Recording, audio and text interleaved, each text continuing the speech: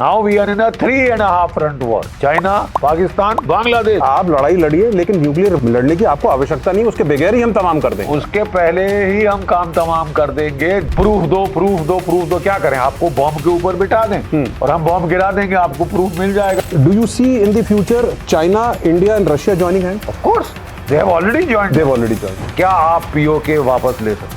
क्या आप गिलगिट बाल्टिस्तान छीन सकते? That is my point. और मेरा कहना यह है, yes you can. A very pleasant evening, ladies and gentlemen.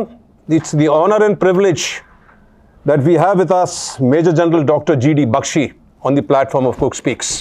Sir, highly obliged that you could take out time and come to the platform of Cook Speaks. My pleasure.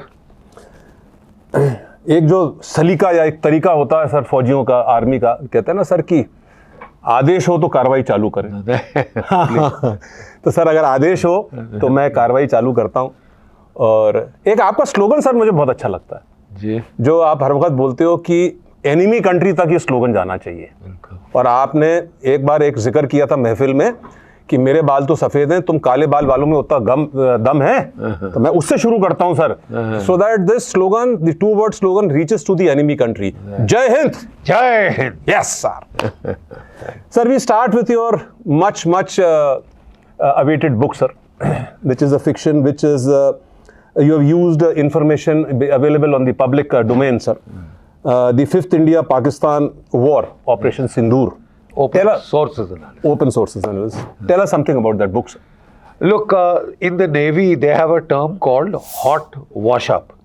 Hot wash-up means the moment an operation is over, the moment an exercise is over, you know, the next morning they get everybody together. Before memory fades, they have a recap of the whole operation so that they can learn immediate lessons learnt. Okay sir. You see, the rate of pace of change in technology is so fast that you can't wait for things to be 5, 6, 10 years down the line. Things will be declassified, they'll come in the open domain, then we will discuss it, analyze it. You have to do it here now if you want to be in time for the next round. By the way, Operation Sindoor is still on. Yeah, absolutely. As Sir, when did this plan hit up, you know, कि ये किताब मेरे को लिखनी है? It was during the start of the Operation Sindoor. What was the moment? You see, it was like this, that 22nd of April, by the way, is my wedding anniversary. Okay, sir. How many years, sir? The 47th year. So three years more, sir. 3 years. Looking forward, sir. You know, we were planning to go, where to go with my children, grandchildren, कहाँ dinner खाएंगे ये. And suddenly we switched the TV on and I got the shock of my life. Our girls crying, बिलख रही बेटियाँ बेचारी हमारी कि मेरे प्लीज़ कुछ करिए, मेरे हस्बैंड वहाँ पड़े हैं, he is bleeding to death. और वो बंदा बोल रहा है टेंशन मत लो, पानी पियो, in a most lackadaisical, insulting manner, I thought. You know, and those images somehow stuck in your mind. You see, अपना दर्द तो साहब हमने बहुत देखा है. I have been in action ever since I joined the army. 71 I joined. And within, you know, on the first day of the battle, of, you know, getting down and our military service starting, we were in the Bangladesh war, my batch. Sir. We were at the cutting edge. Sir. So I have seen a lot of, then after that I fought in Punjab, then I fought in Kargil, then I fought in Kishtwar, then I fought finally in Rajouri and Poonch. There is no battle that I haven't seen after my commissioning. So I have held the hands of lots of people when they were dying, giving the last sip of water and all that. So I have seen a lot of death and dying very close up. But when it happens to your daughters, to your bahu, to your this thing, I mean, it hurts. Especially something like Pahalgam, sir, which was absolutely unwanted, sir. Which was something that sort of got my gore rising. I wish I was in uniform and I could have done more. But then, you see, I was from day one, I was with Arnab, with all the other TV channels, morning till night. I was involved with Op Sindoor. And because I had to, the whole day I used to be on TV channels. At night I used to do my study for the next day, read up from various sources, see up various YouTube channels, podcasts and all that, make my notes. So I was more or less like it was back in the army. So I don't think I slept many nights before 3 or 4 in the morning. And then I was up the whole day. So at the end of it all, then I thought ki it's so fresh. Let me write it down. Let me learn our lessons before, memory fades.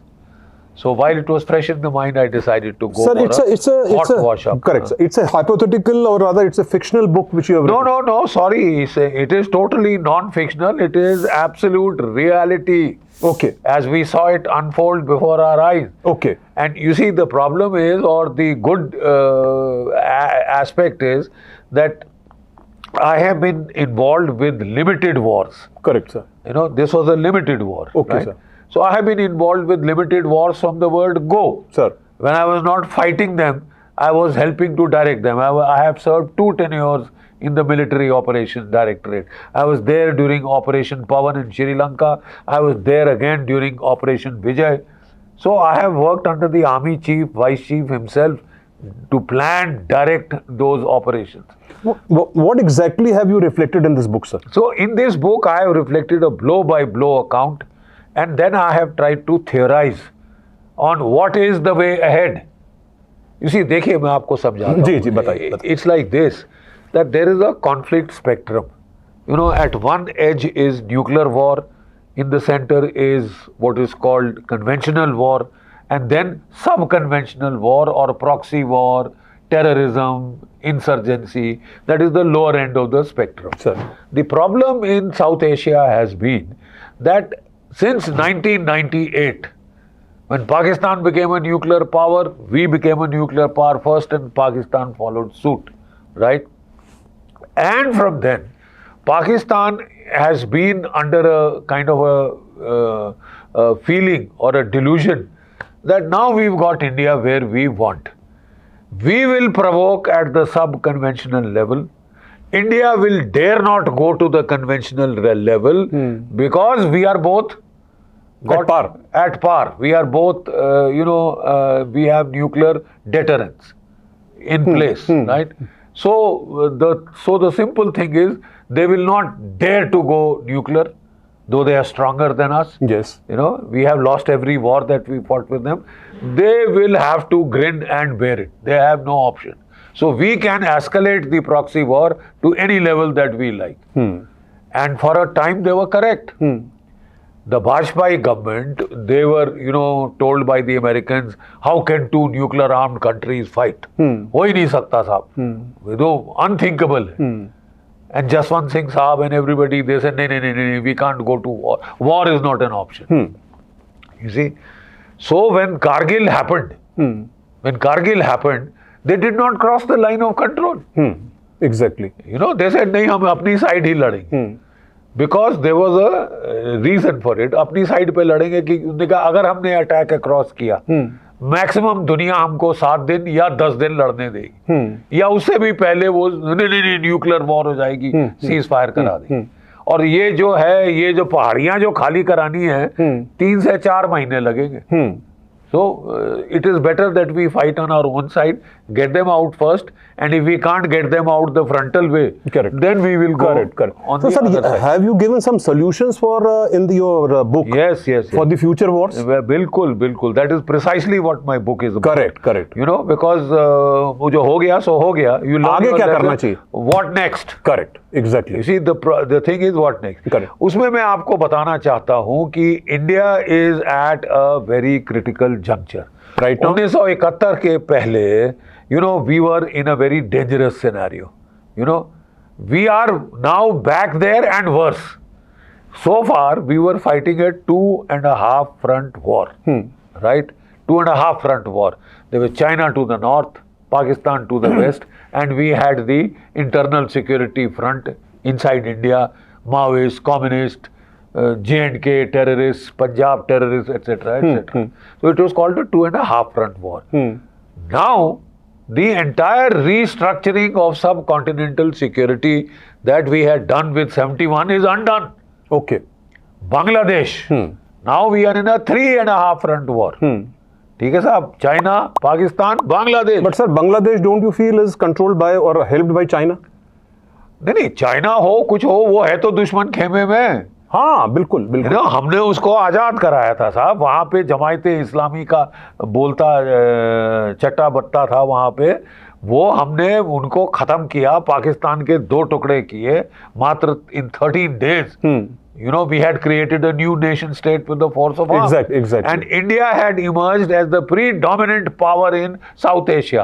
All that thanks to the Americans, thanks to the Pakistanis. That has been undone. You have to again restructure the security in the subcontinent. अब सवाल ये है साहब कि 1971 में हम लोग we could achieve decisive results because there was no nuclear backdrop. अब न्यूक्लियर बैकड्रॉप है, तो क्या अब हम डिसाइसिव रिजल्ट्स हासिल कर सकते हैं? What do I mean by decisive results? क्या आप बलूचिस्तान आजाद करा सकते हैं? क्या आप पीओके वापस ले सकते हैं? क्या आप गिलगिट बाल्टिस्तान छीन सकते हैं? These are called decisive. क्या ये अपन कर सकते हैं सर?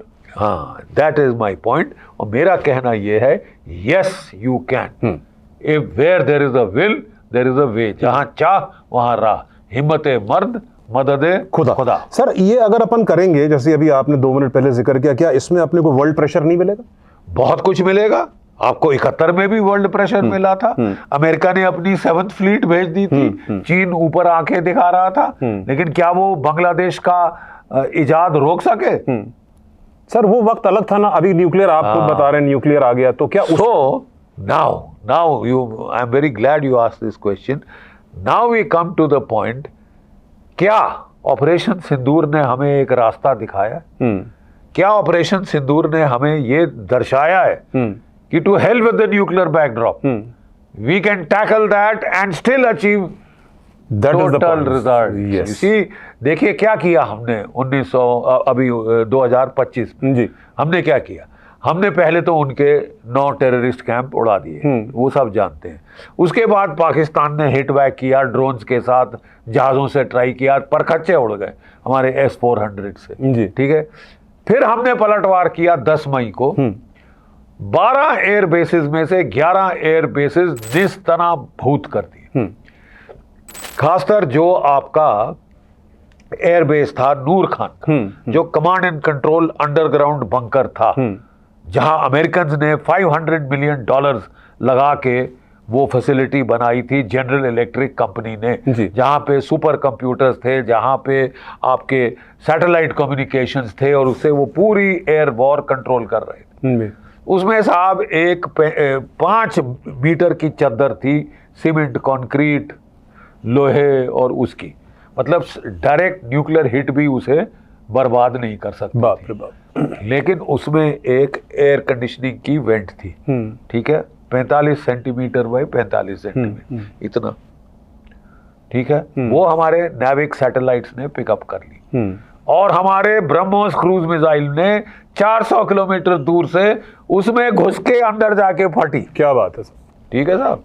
और वो ऐसा, वो मतलब वो ऐसा नहीं फटा, वो जमीन से अंदर ऊपर उठ गया पूरा, बिल्कुल जैसे कहते हैं कि खत्म हो गया. निस्तनाभूत कर दिया, वेपराइज कर दिया. जो भी सारे सीनियर अफसर, टेक्नीशियन थे, खल्लास मारे गए वहां बेमौत. ठीक है. और वो सारे कंप्यूटर भाप बन गए, और सारा जो command and control satellite communication zilch, zero पे ला. ठीक है साहब.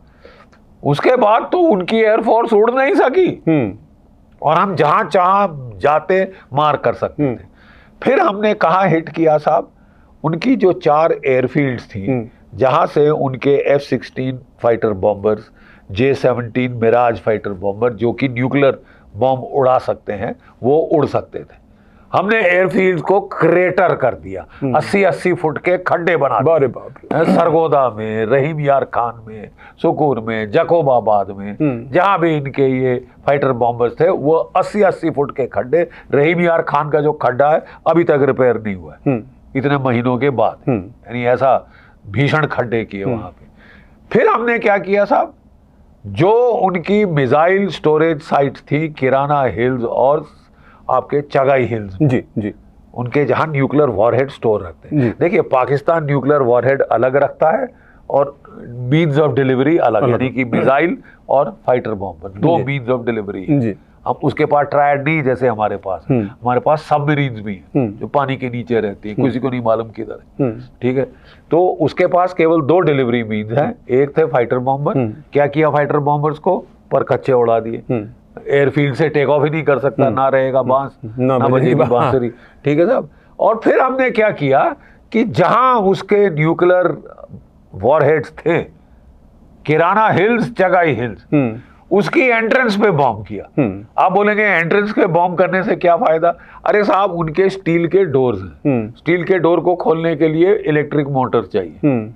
अगर इलेक्ट्रिक मोटर ही उड़ गई तो वो स्टील का डोर बंद, जैम, आपके जितने भी हथियार अंदर है अंदर के अंदर बंद, निकालो कहां से निकालो।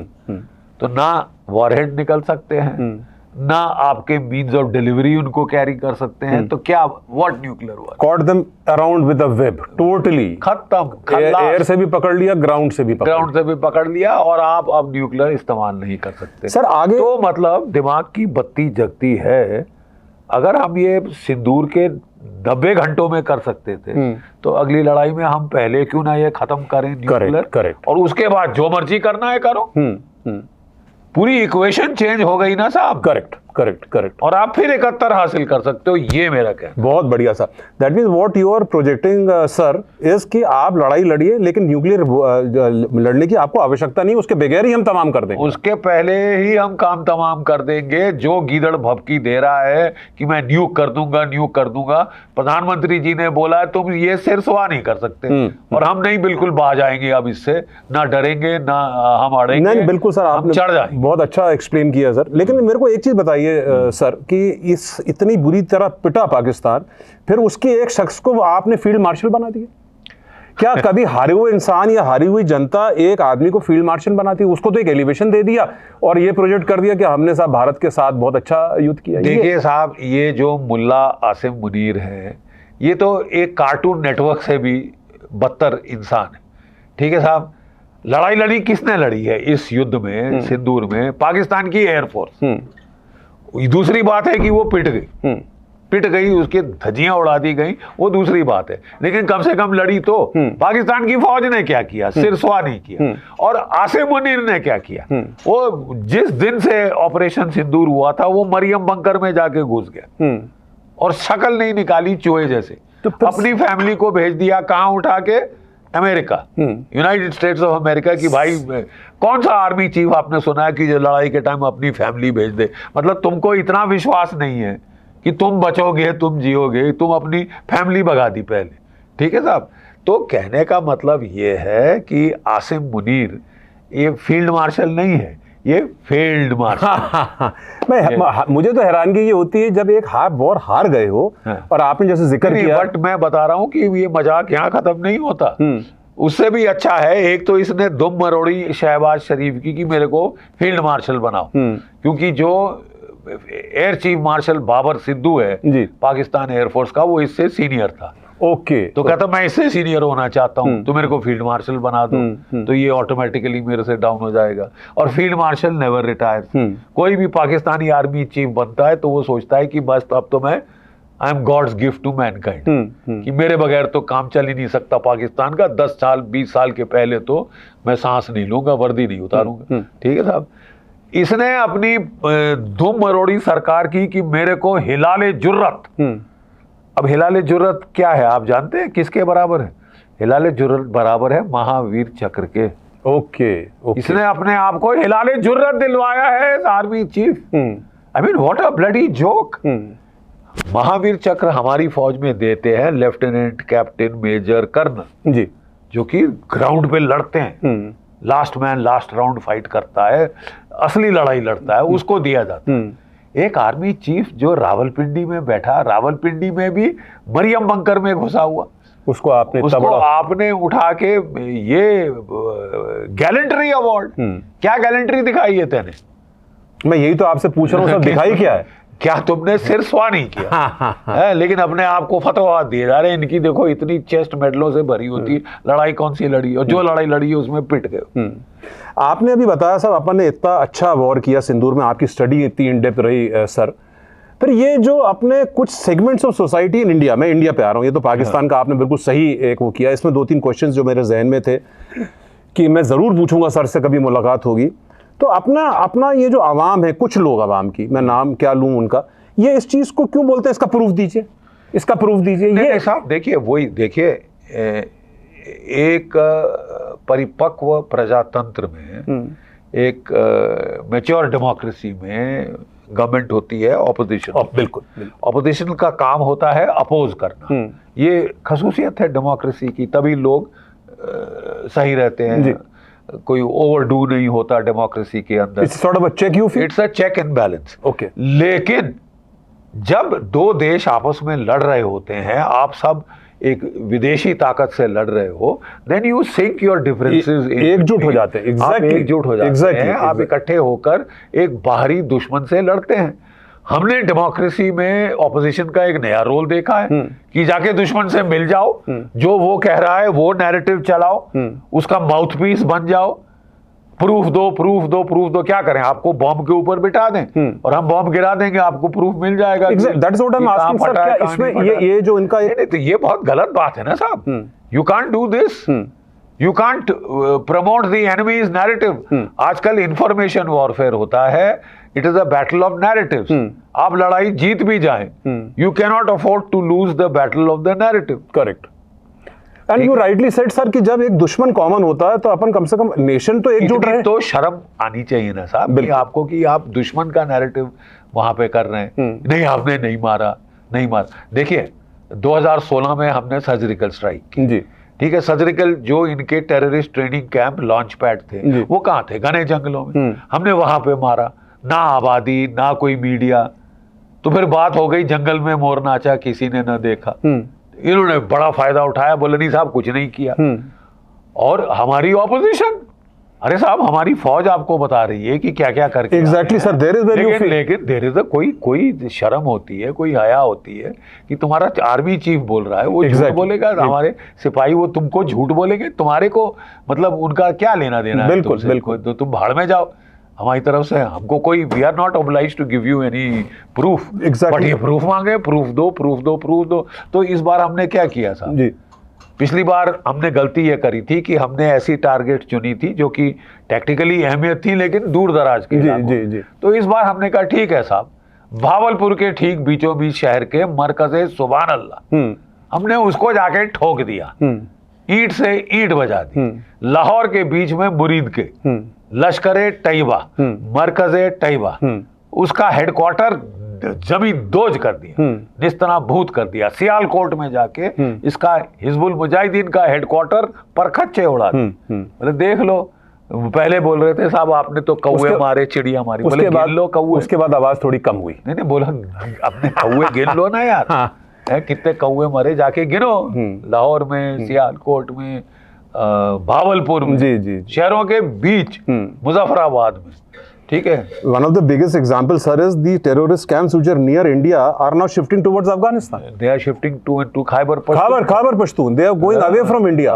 Naturally, लेकिन अगर वो इस भूल में है, गलत फहमी के में कि वो वहाँ सेफ है, महरूम है, नहीं है।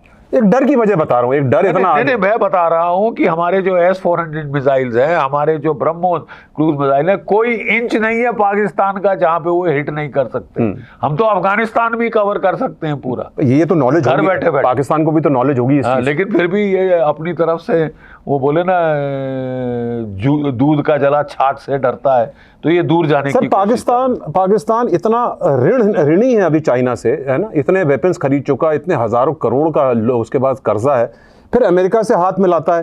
ये ड्यूल पॉलिसी क्यों खेलता है? अमेरिका की गोदी में बैठ जाता है ना साहब। ये ड्यूल पॉलिसी क्यों खेलता है? नहीं साहब, क्योंकि जो बज़ात लोग होते हैं, कमीना किसको बोला जाता है? पाकिस्तान ने चीन से, आप समझ लीजिए, कोई $90 बिलियन का उधार लिया हुआ है। इसकी चाइना पाकिस्तान इकोनॉमिक कॉरिडोर में अरबों डॉलर चीन ने निवेश किया। 81% हथियार बिल्कुल वहां चाइना। पाकिस्तान की एयरफोर्स, आर्मी, नेवी के चीन से आए। और ये देखो ऐसा हरामखोर मुल्क निकला कि डकार नहीं लिया और जाके अमेरिका डोनाल्ड ट्रंप की गोद में बैठ गया। अब आप समझते हैं कि चीनी क्या है, चार्लीज हैं। अब समझ रहे हैं ना आपने कौन सा शब्द की मैं नहीं बात कर बिल्कुल रहा हूं? बिल्कुल मैं समझ रहा हूँ। हाँ। ठीक है, वो चार्लीज ने क्या, फर्स्ट वर्ड ही कॉमन है, सी तो कॉमन है। सी तो कॉमन है कि वो बेवकूफ है, उनको मतलब आंखें नहीं है। हमने तुमको साले हथियार दिए, हमने तुमको पैसा दिया, सब कुछ दिया, और तुमने सीधी छलांग मारी हमारे दुश्मन की गोद में जाके सर बैठ इसका रिपरकशन तो आएगा ना? इसका रिपरकशन तो आ गया है।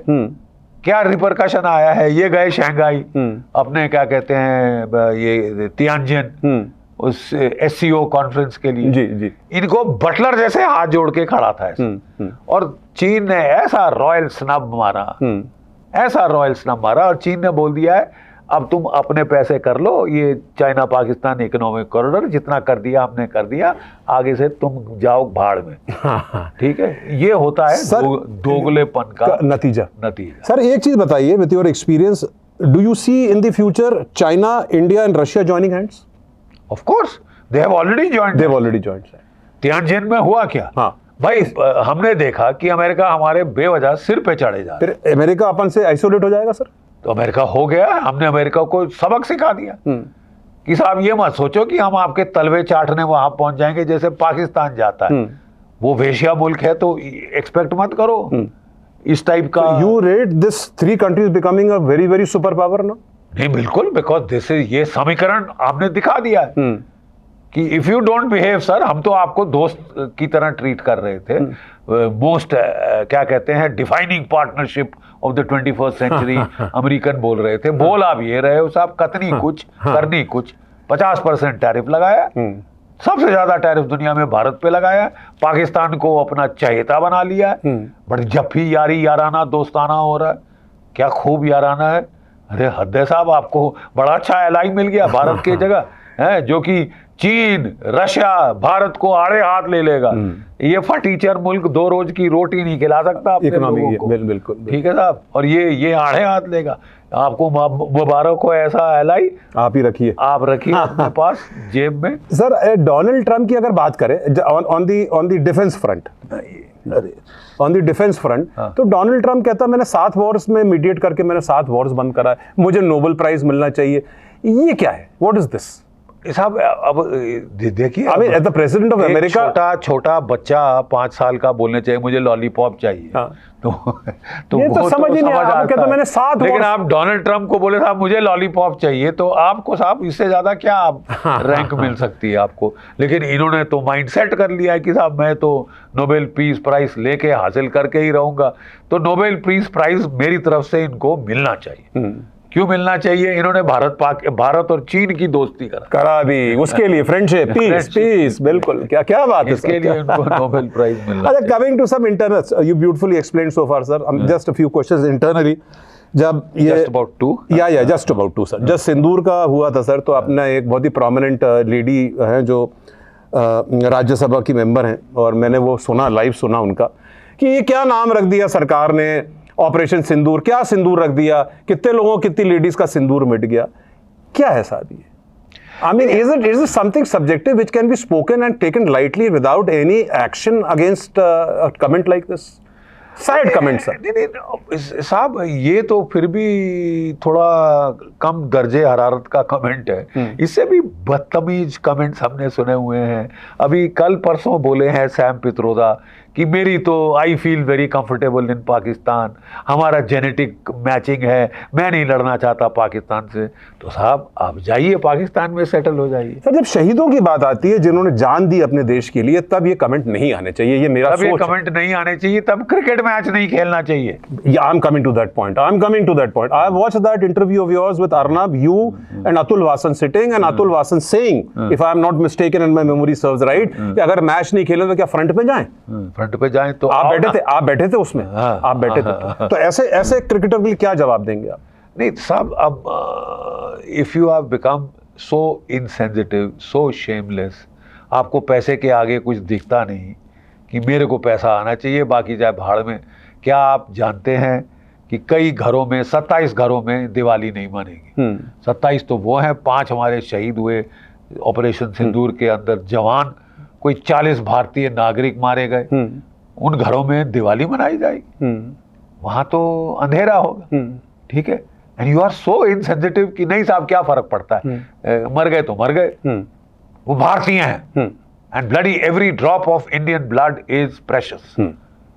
यू नो, ये कोई हम कोई गली के कीड़े नहीं, नाली के कीड़े नहीं, गली के कुत्ते नहीं कि जो आए हमको यहाँ मार जाए चले जाए, और आप थोड़ी देर के बाद बोलो यार काफी टाइम हो गया साहब, अब तो चलो आगे, अब जरा आगे बढ़ा जाए, मैच खेले जाए। You do advocate that we should not be playing with Pakistan any game? Absolutely not. South Africa को 50 साल बाइकआउट किया था तो पाकिस्तान कौन से खेत की मूली है? इतने ही घिनौने काम कर रहा है, उससे ज्यादा वो इतनी तरह जान से तो नहीं मार रहे थे, इल ट्रीटमेंट कर रहे थे। ये तो यहाँ पे कोई 81,000 भारतीय शहीद कर दिए टेररिज्म के जरिए। कंटिन्यूस वॉरफेयर है जहां तक टेररिस्ट की बात आ रही है। 1980 की दशक से पंजाब में 21,000 अफराद शहीद हुए हमारे, फिर जम्मू कश्मीर में 45,000, फिर इंडियन मुजाहिदीन ने तो सारे शहरों में शुरू कर दिया 15,000। अब कहीं तो ये सिलसिला खत्म करना पड़ेगा ना। बिल्कुल बिल्कुल बिल्कुल, कहीं ना कहीं तो खत्म करना। हमने ये शुरुआत बड़ी अच्छी की थी सिंदूर में, चलिए जान बच गई इनकी, मोहलत मिल गई। अच्छा सर, एक छोटा सा, बस कहते ना आप बैठे हो तो प्रश्नों की एक झाड़ रहती है, क्योंकि आपको देखते इतनी नॉलेज है। अपन सर वापस क्यों आ गए और घुस जाते अंदर? नहीं, हम सबका ख्याल था कि 3-4 दिन और रहना चाहिए था, ठोकना चाहिए था पाकिस्तान। ये हम लोग का भी ख्याल था, आम जनता। फिर वापस क्यों आ गए? लेकिन उस वक्त हमें लगा कि वर्ल्ड प्रेशर था, वर्ल्ड प्रेशर, अमेरिकन प्रेशर भी था, इसमें कोई दो टूक। अमेरिकन प्रेशर ट्रेड के माध्यम से था। ट्रेड शेड तो भाड़ में जाए ट्रेड साहब, अमेरिकन प्रेशर इसलिए था, ये ट्रेड बहाना है। अमेरिकन प्रेशर इसलिए था साहब कि उसके बंदे मारे गए, कि नूर खान में उसका कमांड पोस्ट उड़ गया था, मुरीद के एयरबेस में उसका ड्रोन कमांड पोस्ट पर खच्चे उड़ गए थे। ठीक है, उसके कोई 8, 10, 15 तो उसके F-16 जहाज ठोक दिए गए। ठीक है, ये उनके मर्च लगी हुई। असली मर्च तो इस चीज की है, that was there main criteria कि हम अपने, ये ट्रेड शेड तो बहाना है। ट्रेड शेड तो बिल्कुल बहाना है। So this was it, ladies and gentlemen. The nucleus, what I had a talk with sir right now sitting with me, is that when we have an enemy, we are fighting. I think we all should be एकजुट, जैसे sir ने बताया। Sir की किताब जो इतनी अच्छी इन्होंने लिखी है, the fifth war, the fifth operation Sindoor पे इन्होंने लिखी है, जो उन्होंने क्लासीफाई जैसा भी बताया आपको। और ये किताब में इन्होंने ये भी बताया कि आगे अपने को किस तरीके से वॉर को अपन वॉर पे ओवरकम कर सकते हैं अपनों से। Any message to our viewers sir? This is, I think in the central part of India, this is one of the first time you are sitting with us. Any message sir for the Indians, for our? मैं सिर्फ इतना कहूंगा कि बहुत ही संगीन समय, बहुत ही challenging times we are living through, and now we must all think and act as Indians. बिल्कुल सर, ताकि एक बार आर या पार की लड़ाई हो ही जाए। जय भारत, जय भारत, बिल्कुल, जय हिंद, वंदे मातरम।